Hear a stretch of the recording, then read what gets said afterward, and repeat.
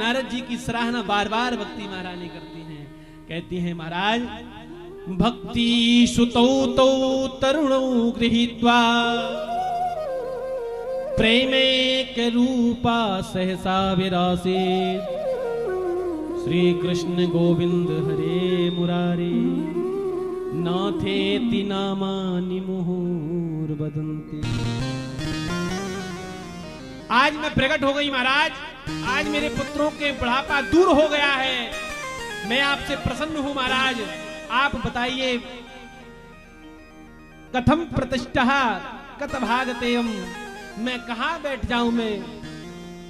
तो नारद जी ने कहा, महारानी जितने भी भक्त समुदाय बैठा हुआ है यहाँ, आप सबके हृदय में जाकर के विराजमान हो जाइए, क्योंकि जिसके हृदय में भक्ति महारानी होती हैं उस भक्त के हृदय में भगवान का प्राकट हो जाता है।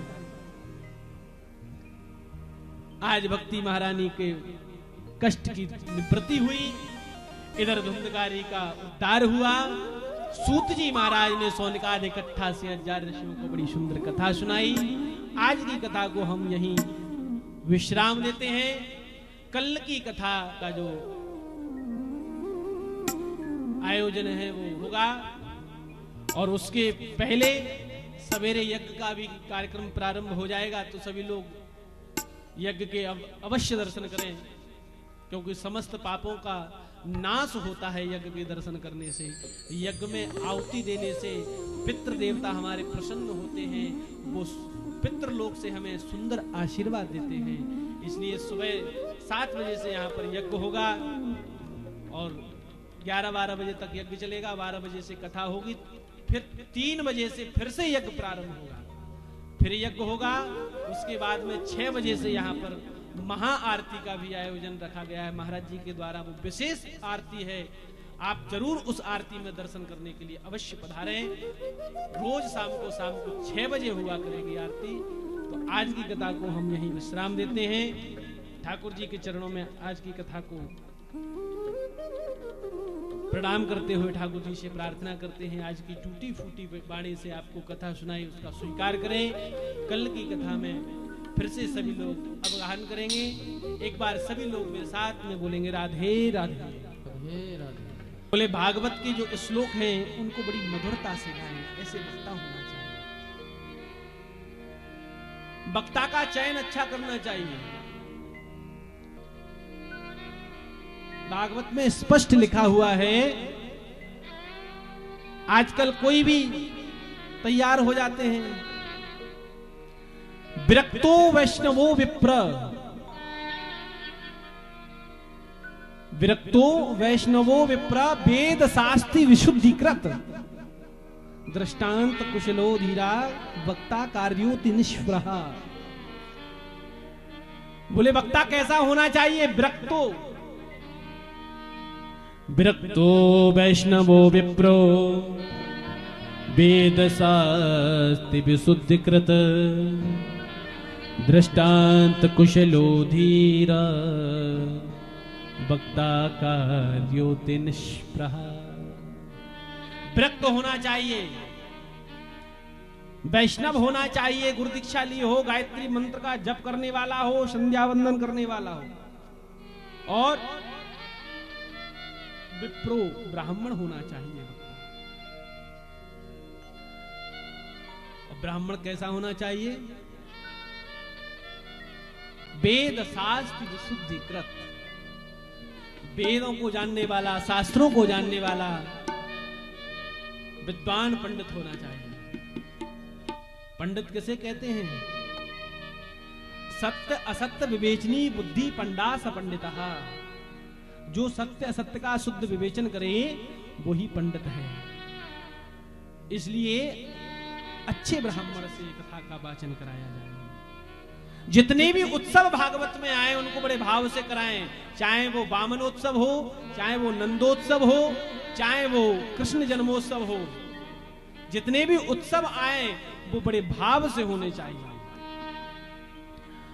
और एक और नियम लगा दिया साहब, बोले भागवत वक्ता को और परीक्षित को बोले 7 दिन तक घी पी करके रहना चाहिए।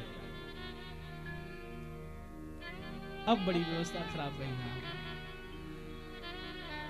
7 दिन तक वक्ता को और श्रोताओं को घी पी करके रहना चाहिए। तो कहा महाराज कलयुग चल रहा है, कोई भी चीज शुद्ध नहीं मिल रही है, और घी पीने की तो आदत ही नहीं है। कलयुग में घी पीने की आदत नहीं है लोगों को, मदरा पीने की आदत हो गई है साहब। त्रेता में दूध मिला, त्रेता में दूध मिला, द्वापर में मिला घी, और कलयुग में मदरा मिली, सो सोच समझ कर पी। नशा नाश कर देगा, न देगा कोई खाने को, कटोरा हाथ में होगा, फिरोगे दाने दाने को।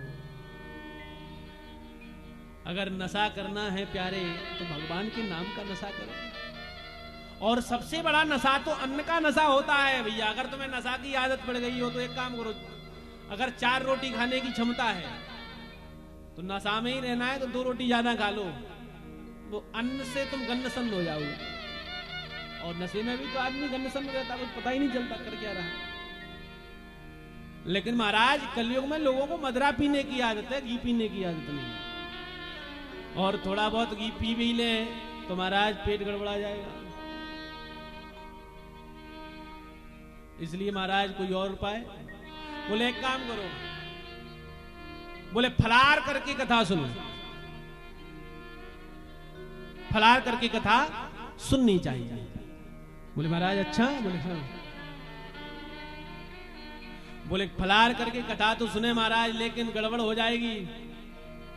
बोले क्या? बोले व्यास जी कथा करेंगे और श्रोताओं का मन समोसे की ओर भागेगा, कचौड़ी की ओर भागेगा, जलेबी की ओर भागेगा। महाराज गड़बड़ हो जाएगी, तो कोई कथा ही नहीं सुन पाएगा।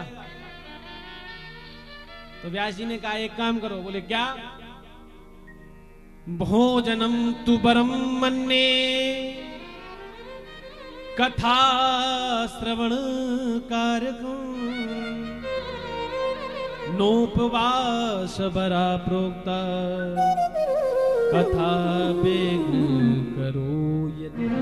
भोजनम तु परम मन्ये, भोजन करके कथा सुनो, लेकिन भोजन इतने करो कि तुम्हें आलस ना आए। क्योंकि भोजन की इसलिए मना किया गया है कि भोजन खा के आओगे तो आलस आएगा, और आलस आएगा तो कथा नहीं सुन पाओगे। इसलिए उतना ही स्वल्पहार लो। भोजनम तू ब्रह्मण्य कथा श्रवण कार्यक्रम, कथा के श्रवण में कोई विघ्न ना आए, इतना भोजन करो। आज ये कथा जब